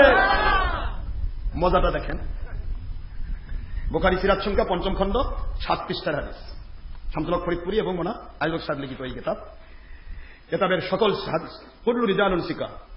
হাদিস রাওয়াল বাইহাকি, শুআবুল ঈমান বাইহাকি, মুস্তাদরিক হাকিম, জুরকানি মাওয়াহিবুল দুনিয়া, অসংখ্য হাদিসের কেতাব। আমি আপনাদেরকে বুঝিয়ে দিই, শুধু অর্থটা বোঝেন। আদম আলাইহিস সালাম বলতেছেন ইয়া রব্বি, আয় আমার আল্লাহ, আসআলুকা আমি আপনার কাছে আবেদন করছি বিহাক্কি মুহাম্মাদুর রাসূলুল্লাহ সাল্লাল্লাহু আলাইহি ওয়াসাল্লাম, মুহাম্মদ সাল্লাল্লাহু আলাইহি ওয়াসাল্লামকে ওনার ওসিলায় ওনার দরুদের বিনিময়ে আপনি আমার দোয়া কবুল করুন। আল্লাহ সুবহানাল্লাহ। এখানে কত কথা যে ভাস, একটা করে কথা বললে তার মধ্যে যে কত কথা ঢুকে থাকে আমি কেমনে আপনাদের বুঝাবো? কষ্ট হচ্ছে না তো বাবারা? এই একটা হাদিস কি আমি আপনাদের পড়ে শোনাবো? অর্থটা শেষ করে দিব নাকি?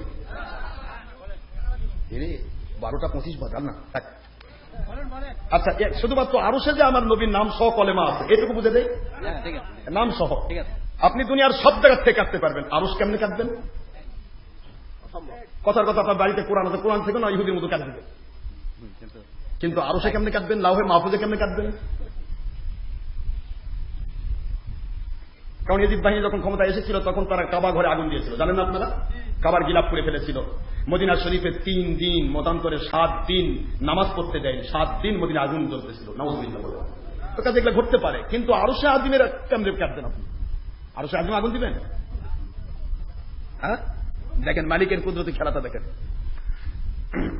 আদম আলাইহিস সালাম বলে আল্লাহ পাক আপনার হাবিব মুহাম্মদ সাল্লাল্লাহু আলাইহি ওয়াসাল্লাম ওনার ওসিলায় আমার স্ত্রীর অপরাধ, আমার আদম সন্তানদের অপরাধ আপনি মাফ করে দেন। যারা বলুন সুবহানাল্লাহ।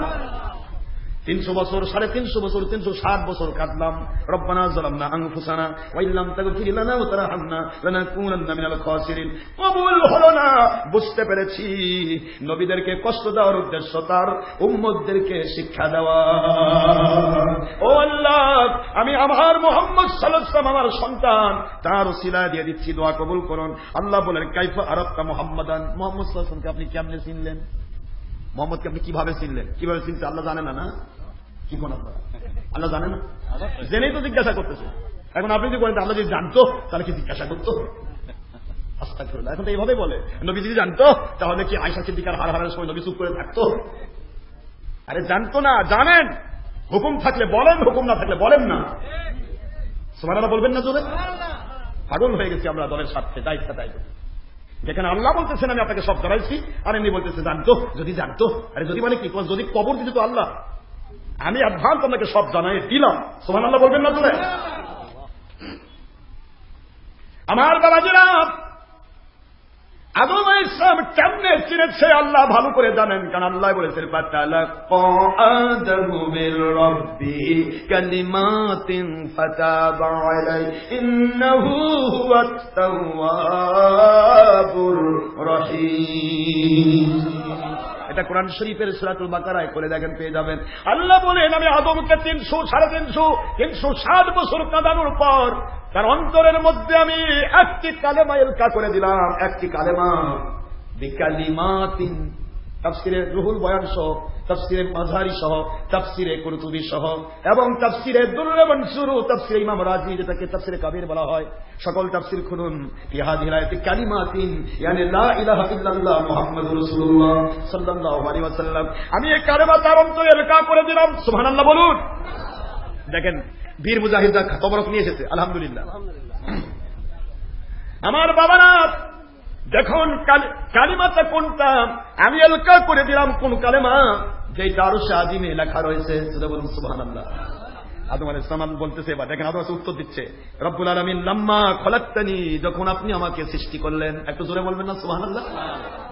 এবং আমার ভিতরে যখন রূহ ফুকিয়ে দিলেন, তখন আমি শক্তি পেয়ে গেলাম। রফাতু মানে আমি মাথা, রফাতু উত্তোলন করলাম, রসি আমার মাথা।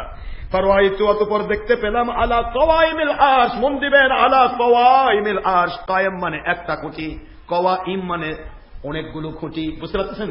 আলা কওয়াইমিল আরশ, আরশের একটা খুঁটিতে নয়, দুইটা খুঁটিতে নয়, তিনটা খুঁটিতে নয়, আরশে আজিমের সকল খুঁটিতে মাকতুবান, হাদিসের ইবারত মাকতুবান, লিখা দেখলাম, লা ইলাহা ইল্লাল্লাহু মুহাম্মাদুর রাসূলুল্লাহ সাল্লাল্লাহু আলাইহি ওয়াসাল্লাম। আমি আরশে আজিমের প্রত্যেক খুঁটিতে কালেমা তাইয়্যিবা লা ইলাহা ইল্লাল্লাহু, এর সাথে রিসালাত মুহাম্মদুর রাসূলুল্লাহ সাল্লাল্লাহু আলাইহি ওয়াসাল্লাম লেখা দেখলাম।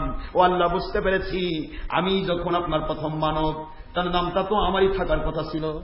আমার নাম না থেকে যখন মুহাম্মদ সাল্লাল্লাহু আলাইহি ওয়াসাল্লামের নাম, বুঝতে পেরেছি উনি আপনার প্রিয় নবী। নারায়ে তাকবীর, নারায়ে রিসালাত, নারায়ে রিসালাত, নারায়ে তাকবীর, আল্লাহু আকবার। আমার বাবাজিরা, আদম আলাইহিস সালাম বললেন, নিশ্চয় উনি আমার চাইতেও আপনার কাছে প্রিয় নবী।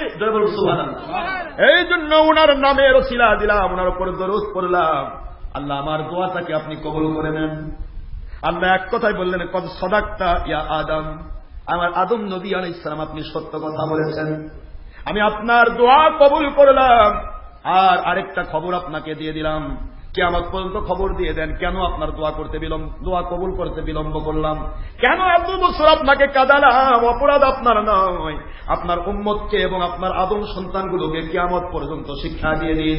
আপনি একজন নবী এবং রাসূল হওয়ার পরেও, আপনি আমার প্রথম মানব হওয়ার পরেও, আপনি যদি 300-350 বছর পর্যন্ত আমি দোয়া কবুল না করি, আখি নবীর নামের ওসিলা ছাড়া, আখি নবীর উপর দরুদ পড়া ছাড়া, তাহলে কিয়ামত পর্যন্ত যদি দোয়া করে 5000 কোটি বার যদি একসাথে দোয়া করে, আর ওই দোয়াতে যদি আমার আখেরি নবীর নামের ওসিলা না থাকে, আমার আখেরি নবীর উপর দরুদ শরীফ না থাকে, আমি দোয়া কোশ্চিন কালেও কবুল করব না। আমার বাবারা, হুজুরেরা, আলহামদুলিল্লাহ, আর বিরহমাতিকা ইয়া আরহামার রাহিমিন, কেমনে দোয়া কবুল হয় আপনার আমি কিয়ামতে দেখব। কলেমাও নাই, আলহামদুলিল্লাহ শুরু, বেরামাতিকা নয়, কি কয় আল্লাহ কে রহমত, আমি তো রহমতুল আলমের ওসিলা, তোর কাছে তো নবী নাই, আমি দিমু কেমনে? হ্যাঁ, পাগলা হয়ে গেছো? কিয়ামত পর্যন্ত তুমি 5000 কোটি মানুষ নিয়ে জানাজা করো, শুধুমাত্র দ্বিতীয় তাকবীর আমার নবীর দরুদটা বাদ দিয়ে দাও, দেখি কে তোমার জানাজা কবুল করায়। কথা বলছেন না কেন? কে করায়? কারো দরুদ দাঁড়িয়ে থেকে পড়তে হবে, ফতোয়া দেবে তারা, এই বসে থেকে শিরক, দাঁড়িয়ে থেকে বেদাত। আচ্ছা, তাহলে জানাজা নামাজের দরুদ কিভাবে পড়েন? লেটা মেরে বসেন নাকি? কথা বলছেন না কেন? দাঁড়ালে বলে শিরক, জানানো তো দাঁড়িয়ে থাকে দরুদ পড়লেন, আল্লাহুম্মা সাল্লি আলা, পড়েন না নাকি? এখানে জানাজাতে সাল্লি ও সাল্লিম দুটাই যোগ দিতে হবে। তাহলে সাল্লি সাল্লাম আপনি দাঁড়িয়ে দরুদ পড়ে সালামও দিলেন, জানাজাতে দাঁড়িয়ে থাকে, আর বাইরে যা ফতোয়া দিচ্ছেন দাঁড়িয়ে থাকে বেদাত, দাঁড়িয়ে থাকে বেদাত। আপনার জানাজা কি হলো? শিরক। জানাজাতে দরুদ সালাম তো দাঁড়িয়ে পড়লেন নাকি বসছিলেন? আমার বাবাজিরা, আমি আপনাদের খেদমতে আরজ করব, আল্লাহ পাক শিক্ষা দিলেন, দুনিয়ার মানুষকে শিখে দেন আমার নবীর নাম মুবারক, আমার কালিমা তাইয়্যিবা তাওহীদের সাথে রিসালাত যেভাবে আমি লিখে রেখেছি আমার আরশে আজিমে, এইভাবে কিয়ামত পর্যন্ত আমার নবী আমার সাথে মিলিত থাকবে, কেউ পৃথক করতে পারবে না, এটা আমার আল্লাহ পাকের সৃষ্টি রহস্য। জোরে বলুন সুবহানাল্লাহ। আল্লাহর বন্ধুকে আল্লাহ সৃষ্টি করেছেন মানুষের কাছে নিজের পরিচয় ঘটানোর জন্য। আল্লাহ বলেন আমার রাসূলকে চিনবা, আমার সৃষ্টির শ্রেষ্ঠ নবীকে যদি চিনতে পারো তাহলে আমি আল্লাহকে চিনতে পারবে। আমার রাসূলকে যদি চিনতে না পারো তাওহীদের আল্লাহকে চেনা সম্ভব নয়। এই জন্য কালেমা তাইয়্যিবার প্রথম যে লা ইলাহা ইল্লাল্লাহ 12টি অক্ষর দিলাম নোক্তা ছাড়া, মুহাম্মাদুর রাসূলুল্লাহ পরে 12টা অক্ষর দিলাম নোক্তা ছাড়া। আমারও গোটা জগতে কোনো শরীক নাই। রিসালাতের যুগে মানুষের মাখলুকাতের দেশে মাখলুকাতের যুগে আমার রাসূলের সাথে কারো কোনো শরীক নাই। একটু জোরে জোরে সুবহানাল্লাহ। নাকি আরো 2-4টা রহমাতুল আলামিন আছে? রহমাতুল আলামিন নবীদের নবী, রাসূলদের রাসূল আছে, শাফিউল মুজনিবিন, কিয়ামতের সুপারিশকারী আরো 2-4টা রাসূল আছে। তো আপনি কেমনে রাসূলকে বলতেছেন আমাদের মতো? বেটা আমার নবী তো নবীদের মতোই না বেটা, অন্য নবীদের নবী, সকল নবী রাসূলের নবী রাসূল আখিরি রাসূল সাল্লাল্লাহু আলাইহি ওয়াসাল্লাম। হ্যাঁ, ইমামুল মুরসালিন, সমস্ত নবী রাসূল ইমাম। যেখানে নবী রাসূলের সাথে তুলনা নেই, তুই দেড় বেতারে সারাদিন গুনার মধ্যে ডুবে থাকো, তুমি বলছো আমার মতো। আশ্চর্য, মন খারাপ হয়ে যাচ্ছে আপনাদের। তাহলে এখান থেকে কয়টা জিনিস পাইলাম? 1 নম্বর, আরশে আজিমে আমার আল্লাহ পাকের কালেমাত তৈবার সাথে মুহাম্মদ রাসূলের নাম লেখা। এখন কোন মসজিদ থেকে কেটে দেয় তাহলে বোঝা যাবে ওটা বাতিল ফেরকার মসজিদ, কারণ আরশে আজিমে আছে অর্থাৎ নাই, বোঝা গেল আরশে আজিমের সাথে মিল নাই। কথা বলছেন না কেন তোরা? ঠিক আছে তো? 2 নম্বর, আমার নবী রসুল কবে থেকে এখানে পাওয়া গেল? এখানে পাওয়া গেল আমার রসুল কবে থেকে? আরশে আজিমে হুজুরের নাম লেখা। আল্লাহ বলে এই পৃষ্ঠায় যেতে 6 পৃষ্ঠায়, হে আমার আদম, আমি আমার আখির রসুলের নাম লিখেছি আপনার সৃষ্টির 20 লক্ষ বছর আগে। আদম সৃষ্টির 20 লক্ষ বছর আগে মুহাম্মাদুর রাসূলুল্লাহ শব্দটা আল্লাহ পাক তাওহীদের কালেমার সাথে অ্যাড করে ওই দিন আরশে আজিম লাগাইছেন। আরশে আজিমের খুঁটিগুলি থরথর করে কাঁপতেছিল। আল্লাহ বলে এই প্রকম্পন বন্ধের জন্য আখির নবীর নাম বরক সেটিং করে দিলাম, প্রকম্পন বন্ধ হয়ে গেল, কিয়ামত পর্যন্ত আর আমার আরশে আজিমের কোনো খুঁটি কাঁপবে না। সুবহানাল্লাহ। দুনিয়াতে পানির উপরে যখন জমি সেটিং করেছি, পানির উপরে জমি কাঁপা শুরু করলো। এই প্রকম্পন বন্ধের জন্য যেরকম আমি পাহাড় সেটিং করেছি, বিভিন্ন জায়গায় পেরেক হিসেবে পাহাড় সেটিং করেছি, পাহাড়গুলিকে চারদিক থেকে পরিপূর্ণ পুরা জমির ভারসাম্য রক্ষা করে পানির উপরে সেটিং করে দিল। এটা যেমন জমি একবারে স্তব্ধ হয়ে গেল, আমার আরশে আজিমের খুঁটিগুলি প্রকম্পন বন্ধ করলাম আমার আখির নবী সাল্লাল্লাহু আলাইহি ওয়াসাল্লামের মুহাম্মদুর রাসূলুল্লাহর নাম সেটিং করে। জোরে বলতে হবে সুবহানাল্লাহ। আদম সৃষ্টির 20 লক্ষ বছর আগে আমার নবীর নাম মুহাম্মদুর, আর আমার বাতিল 72 থেকে কয় 40 বছরে মোহাম্মদ সাল্লাল্লাহু আলাইহি ওয়াসাল্লাম নবী হয়েছে। 40 আগে নবী না, আব্দুল্লাহর কথা মোহাম্মদ। একে থেকে আবু জাহেল আবুল আহাবের মতো কথা। খারাপ হচ্ছে আপনাদের না? আমার বাবাজিরা, একটি হাদিস থেকে কতগুলি পাওয়া গেল। একদিকে আমার নবীর ওসিলা ছাড়া দোয়া কবুল, হুজুরের দরুদ শরীফ ছাড়া দোয়া কবুল, এবং কলেমার মধ্যে লা ইলাহা ইল্লাল্লাহ সাথে মুহাম্মাদুর রাসূলুল্লাহ আছে। এটা এরপরে হুজুর সেই সময় থেকে রাসূল, আপনি পাকা সহিহ সনদের তিরমিজির হাদিস এবং আপনি খুললেই পাবেন মিশকাতের হাদিস। হুজুরকে বলা হলো মাতা ওয়াজাবাত লাকান নবুওয়াতা ইয়া রাসূলুল্লাহ সাল্লাল্লাহু আলাইহি ওয়াসাল্লাম। আল্লাহর বন্ধু বলেন ওয়া আদামু বাইনার রূহি ওয়াল জাসাদ কুল্লু রিজালুন সিকা। এই হাদিসের প্রতিটা রেজাল্ট সহিহ, একটা জায়গায় কোনো দুর্বল বা যঈফের কোনো পজিশন নেই। আল্লাহর বন্ধু বলেন আদম আলাইহিস সালাম যখন জিসম রূহ এবং জাসাদের মধ্যে যখন তিনি ছিলেন তখনও আমি নবী ছিলাম। তাহলে এখান থেকে আমরা প্রায় লাস্ট ফিনিশিং কথাটা আল্লাহ বললেন লাউলা মুহাম্মাদুন মা খলাকতুকা। হে আদম আলাইহিস সালাম, মুহাম্মদ সাল্লাল্লাহু আলাইহি ওয়াসাল্লামকে সৃষ্টি করার ইচ্ছা যদি আমার না থাকতো তাহলে সকল নবী রাসূল এবং সকল মানুষের আব্বাজান আপনাকেও আমি সৃষ্টি করতাম না। বাবারা বুঝলেন কিছু? আদম আলাইহিস সালামও সৃষ্টি হতো না আমার আখির রাসূল ছাড়া। এই কথাটা হাদিসের 12তে, আমি বানায় গল্প করছি না কিন্তু। তাহলে আজকে আমার রাসূল সাল্লাল্লাহু আলাইহি ওয়াসাল্লাম এই কথা বলতে গেলে আর একটা হাদিস আমার সামনে এসে বারবার দোলা দিচ্ছে, যেটা না বললে আপনারা ঈদে মিলাদুন্নবীর গুরুত্বটা বুঝবেন না। আদম আলাইহিস সালামকে সৃষ্টি করা হতো না যদি আখির নবী না হতো। এটা আল্লাহ পাকের কথা। কার কথা বলেন তো বাবারা? আল্লাহ। এখন আল্লাহ পাকের হাবিব সাল্লাল্লাহু আলাইহি ওয়াসাল্লাম বলতেছেন ইন্না ইয়াউমাল জুমআতি সাইয়্যিদুল আইয়াম, জুমার দিন সকল দিনের সরদার। কারণ আযমু ইনদাল্লাহ, এই জুমার দিনটা আল্লাহর কাছে এত উত্তম, এত শ্রেষ্ঠ, এত গুরুত্বপূর্ণ। মিন ইয়াউমিল আযহা ওয়া ইয়াউমিল ফিতর, ঈদুল আযহা ঈদুল ফিতরের চাইতেও উত্তম শ্রেষ্ঠ দিন জুমার দিন। এরপরে বলতেছেন, খুব খেয়াল করেন, কেন প্রশ্নের উত্তর, কেন এই দিন আদম আলাইহিস সালামকে সৃষ্টি করা হয়েছে। এই দিন আদম আলাইহিস সালাম ইন্তেকাল করেছেন, আল্লাহর দিদারে মশগুল হয়েছে। সুবহানাল্লাহ বলেন। তাহলে আদম আলাইহিস সালাম পৃথিবীতে সৃষ্টির দিন জুমার দিন, মন দিবেন। আদম আলাইহিস সালাম পৃথিবী থেকে ইন্তেকালের দিন জুমার দিন। আসছে কোথায়? সহিহ বুখারী। আসছে কোথায়? মিশকাত, আরবি ভলিউম 120 পৃষ্ঠা, 121 পৃষ্ঠা, আপনি হাদিস খুলে পেয়ে যাবেন। আল্লাহ পাক রব্বুল আলামিন হাবিব সাল্লাল্লাহু আলাইহি ওয়াসাল্লাম জুমার দিন ঈদুল ফিতর, ঈদুল আজহার চাইতেও শ্রেষ্ঠ ঈদের দিন। কেন? কারণ এই দিন আদম আলাইহিস সালামকে সৃষ্টি করা হয়েছে, এই দিন আদম আলাইহিস সালাম ইন্তেকাল করেছে। যাই হোক, এই যে আদম আলাইহিস সালাম সৃষ্টির দিন জুমার দিন, ইন্তেকালের দিন জুমার দিন, অর্থাৎ নবীগণ মরেন না, তারা হায়াতুন নবী হিসেবে আল্লাহর দিদারে মশগুল হন। সুবহানাল্লাহ বলবেন না? এখন এই যে ইন্তেকাল যেটাকে বলা হয়, ট্রান্সফার যেটাকে বলা হয়, তো ট্রান্সফার হওয়ার দিন, তাহলে যাওয়ার দিন, আসার দিন, ঈদের দিন, ঈদুল ফিতর, ঈদুল আজহা তো বড় ঈদের দিন, সেটা কার? আদম আলাইহিস সালাম। এখন আমরা এই হাদিস থেকে পেলাম, বুখারী 7 পৃষ্ঠা, সিরাতুন নবী সংকলন ৫ম খণ্ড, আমরা পেয়ে গেলাম যে আদম সৃষ্টি হতো না আখির নবী ছাড়া। মন দিচ্ছেন তো নাকি? কথা কি বোঝা যায়? আদম আলাইহিস সালামও সৃষ্টি হতো না, জুমার দিন আসতো না, জুমার দিনও হতো না, আদম আলাইহিস সালাম সৃষ্টি হতেন না আখির নবী সৃষ্টি করার ইচ্ছা না থাকলে। তাহলে আদম আলাইহিস সালাম আসার দিন, যাওয়ার দিন, জুমার দিন, তা যদি ঈদুল ফিতর, ঈদুল আজহার চাইতে উত্তম হয়, শ্রেষ্ঠ হয়, তাহলে আদম আলাইহিস সালাম সৃষ্টি হতেন না যে আখির নবী ছাড়া। তাহলে সে আখির নবী আসার দিন, 12 রবিউল আউয়াল, জুমার দিন, ঈদুল ফিতরের দিন, ঈদুল আজহার দিন, যত ঈদের দিন সবার চাইতে শ্রেষ্ঠ ঈদের দিন। এখন কি বুঝে আসলো? বুঝে আসলো কি সকল ঈদের সেরা ঈদ ঈদে মিলাদুন নবী কেন? বুঝে আসলো তো? এখন হুজুর সাল্লাল্লাহু আলাইহি ওয়াসাল্লাম না আসতো, আদম বাবা সৃষ্টি হতো না। এটা আল্লাহ পাকের কথা, আমার বানানো গল্প নয়।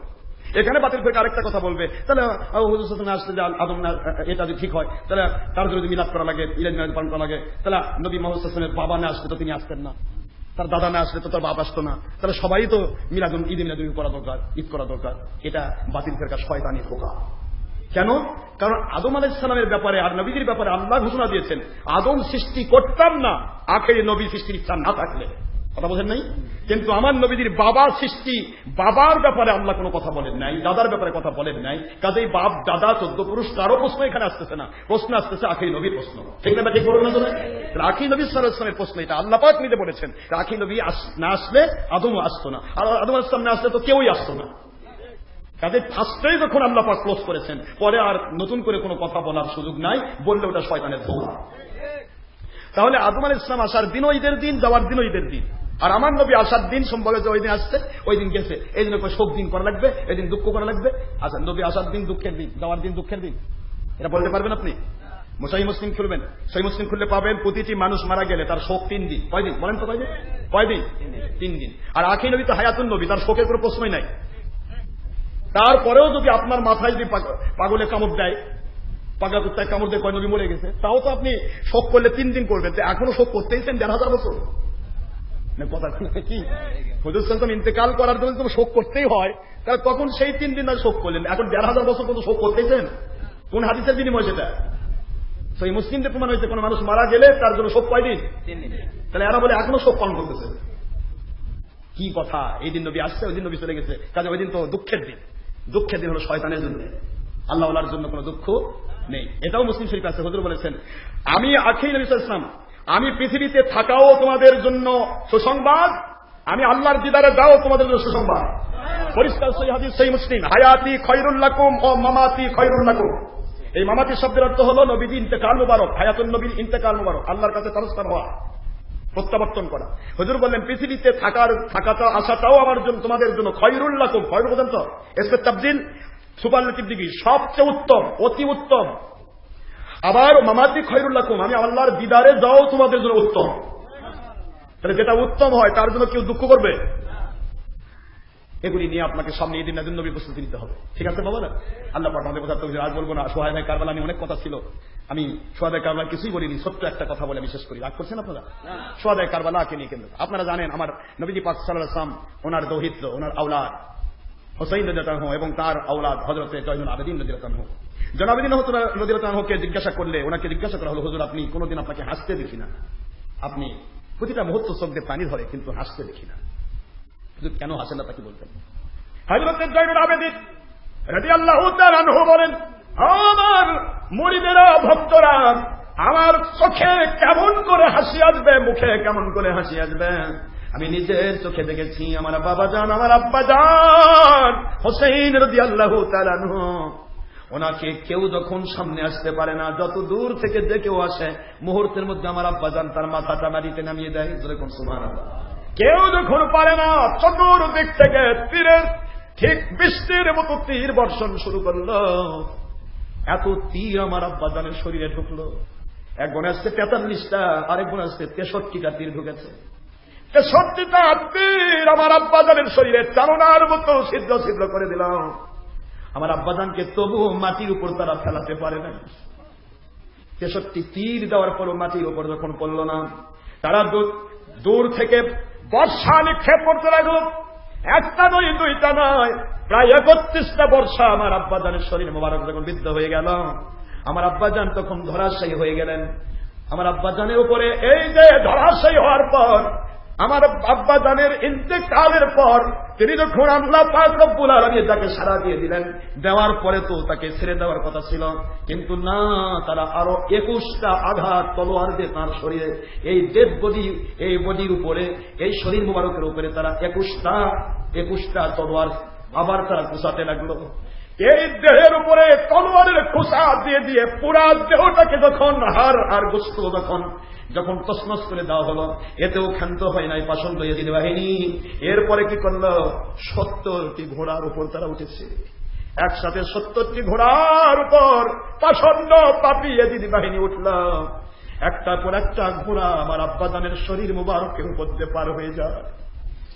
এই পরে থাকা শরীর মুবারকের উপরে 70টি ঘোড়া যখন মানুষ পার হয়ে গেল, ঘোড়ার খুরের আঘাতে, খুরের নিচে তো লোহা পাত থাকে, খুরের আঘাতে আমার আব্বাজানের হাড় আর গোশত পরিষ্কার একেবারে থেতলা হয়ে গেল, গোশতকে থেতলা করে ফেলা হলো। ওই দিনের পর থেকে আমি জীবনের মনে আমি অন্তর থেকে আনন্দ এবং হাসি বিদায় দিয়েছি। আর কোনো দিন আমি হাসতে পারবো না। আমার আব্বাজানের উপরে জুলুম কিভাবে সহ্য করব?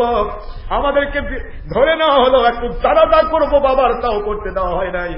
72 জন শহীদ, একজনেরও জানাজা করতে দেওয়া হলো না। জানাজা ছাড়াই তাদের শরীর মোবারকের মাথা কেটে কেটে নিয়ে কারবালার মাটির মধ্যে এমন ভাবে তারা চাপা দিয়ে দিল। চাপা দেওয়ার পর মাথাগুলি নিয়ে তারা বিদায় হলো। আর আমরা সপরিবারে বন্দী হলাম। বন্দী হওয়ার পর আমাদেরকে তাদের সেই জেলখানায় নিয়ে গেল। 40 দিন পর আমরা ছাড়া পাইলাম। 40 দিন পর যখন আমরা ওই জেলখানা থেকে, এজিদের জেলখানা থেকে যখন বের হয়ে আসতেছি, আমার মা সর্বানি সহ আমরা যখন পরিবারের মহিলাগণ আর আমরা সবাই যখন ফিরে আসতেছিলাম, আসার পথে কারবালাতে একটু জিয়ারত করব। জিয়ারত করতে গিয়ে দেখি একটা জায়গাও কোনো কবরের কোনো চিহ্ন রাখা হয় নাই। কোথায় কার কবর? কোন জায়গায় কবর নাই। পুরা কারবালার ময়দান শুধু ময়দান হয়ে পড়ে রয়েছে। আমরা দেখতে পেলাম এর মধ্যে আরব্য এক যাযাবর, আরবের এক বেদুইন আল্লাহর ওলি, তিনি ছুটে আসলেন।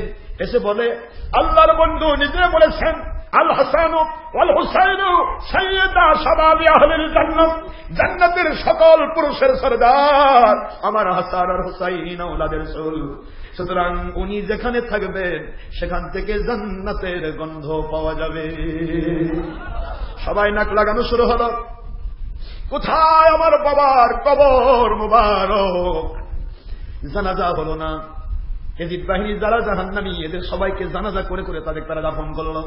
কিন্তু আমার আব্বাজান সহ কারো বলির জানাজা করতে দিল না। যারা জানাজা করবে তাদের তো তারা জেলখানায় ঢুকালো। আর এজিদ বাহিনী পাষণ্ডরা তো জানাজা করলো না, ওইভাবে চাপায় দিয়ে রাখলো। 40 দিন পর আমরা যখন একত্রিত হলাম, ওই আরব যাযাবর বেদুইন আল্লাহর ওলি তিনি বলতেছিলেন, ও হুসাইনের আওলাদগণ, আপনাদের খেদমতে বলবো না, স্পর্শ করুন মাটিতে। যেখান থেকে জান্নাতের সুগন্ধি পাওয়া যাবে সেখানেই আছে হুসাইন রাদিয়াল্লাহু তাআলার শরীর মোবারক। সুঘ্রাণ নিতে নিতে দেখা গেল সত্যি একটি জায়গাতে জান্নাতের সুবাস নাকি আসে। সবাই মিলে জান্নাতের সুঘ্রাণ পায়। সেখানে আস্তে করে খনন করে দেখা গেল আমার আব্বাজানের শরীর মুবারক সেই সময় যেরকম ছিল ঠিক ওই রকমই তাজা পড়ে রয়েছে। সমস্ত শরীর মুবারকের উপলক্ষে আমরা নতুন করে জানাজা করে নিলাম। আলহামদুলিল্লাহ, জানাজা কমপ্লিট হয়ে গেল। এরপরে আমরা 40 দিন যেহেতু পূর্ণ হয়েছে, আল্লাহর হাবিব বলেছেন, তুতিমুত ওয়াফশু সালাম খায়রুল আমাল। এটা বুখারীতে আছে, মানুষকে খাদ্য খাওয়ানো উত্তম আমল, মানুষকে খাদ্য খাওয়ানো উত্তম আমল। আব্বাজান সহ সকল কারবালার শহীদদের জন্য আমরা আমাদের বাহন থেকে একটা উট জবাই করলাম। এই উট জবাই করে সবার মধ্যে খাওয়ানোর ব্যবস্থা করলাম। এই খাওয়ানোর নাম সুন্নিয়তের 40। একটু জোরে বলতে হবে সুবহানাল্লাহ। 40 দিন পর খাওয়ানো যাবে না, এটা হলো ইয়াজিদ বাহিনীর গল্প। আর 40 দিন পর খাওয়ানো উত্তম হুসাইন বাহিনীর গল্প। একটু জোরে বলতে হবে সুবহানাল্লাহ। আমার বাবারা এই আশুরা উপলক্ষে খাওয়ার ব্যবস্থা করেছেন। আমার নবীজি সাল্লাল্লাহু আলাইহি ওয়াসাল্লাম বলেছেন, আশুরা উপলক্ষে যারা মানুষকে খাদ্য খাওয়াবে ওদেরকে গোটা বছর আমার আল্লাহ পাক সচ্ছল জীবিকা দান করবে। মাওয়াসা আলা ইয়ালিহি ফিন নাফাকাতি ইয়াউমি আশুরা ওয়াসাল্লাহু তাবারাকা ওয়া তাআলা সাইরা সানাতিহি। আল্লাহ পাক রব্বুল আলামিনের হাবিব বলেন, যারা আশুরা মিনাল মুহররম উপলক্ষে মানুষকে ভালো খাদ্য খাওয়ানোর ব্যবস্থা করবে, আল্লাহর বন্ধু বলেন তাদেরকে গোটা বছর সচ্ছল জীবিকা দান করা আল্লাহ পাক দায়িত্ব নিয়ে নেবে। একটু জোরে বলতে হবে সুবহানাল্লাহ। আল্লাহুম্মা সাল্লি আলা মাওলানা মুহাম্মদ ওয়া আলা আলি সাইয়্যিদিনা মাওলানা। সহিহ মুসলিমের হাদিস, হুজুর বলেন, মান দেবা যারা আকরামা শাহরুল্লাহিল মুহররম বলেন, মুহররমুল হারাম মাসকে যারা সম্মান জানাবে, আল্লাহ পাকের জমিনের মানুষগুলো শোনো, সহিহ মুসলিমের হাদিস, হুজুর বলেন যে ব্যক্তি আমার শাহরুল্লাহিল মুহররমকে সম্মান জানাবে, কারণ এদিন আশুরা, এই আশুরা উপলক্ষে গোটা মাসের গুরুত্ব বেশি। সুবহানাল্লাহ বলেন। আজকে শাহরুল্লাহিল মুহররম চলতেছে আব্বাজান ও সনাতনের করমজার আব্বারা, আপনারা খারাপ কিছু করেন নাই, আমার নবীজির ভাষায় কেমন কাজ করেছেন শোনেন। সহিহ মুসলিমের হাদিস, আল্লাহর বন্ধু বলেন, আকরামাহুল্লাহু তাআলা, আল্লাহ পাক ওই মানুষগুলোকে, পুরুষ মহিলা জিন ইনসান, যুবক যুবতী, বৃদ্ধ বৃদ্ধা, ছাত্র ছাত্রী, কিশোর কিশোরী, এ মেল অর ফিমেল, এবং করে adult, student or businessman or service holder, anybody, যে কোনো ব্যক্তি হোক না কেন, যে ব্যক্তি মান আকরামা শাহরুল্লাহিল মুহররম, মুহররমুল হারাম মাসকে সম্মান জানাবে, অর্থ সময় শ্রম ব্যয় করে আল্লাহর পথে, ওই মানুষগুলোকে কি করা হবে? আকরামাহুল্লাহু তাআলা, আল্লাহ পাক নিজে তাদের সম্মান দেবেন, বিল জান্নাহ, জান্নাতের বিনিময়ে,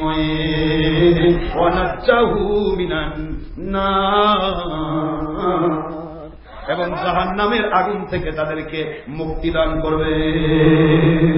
একটু জোরে বলতে হবে সুবহানাল্লাহ। সবাই দাঁড়িয়ে জানিয়া নবী সালাম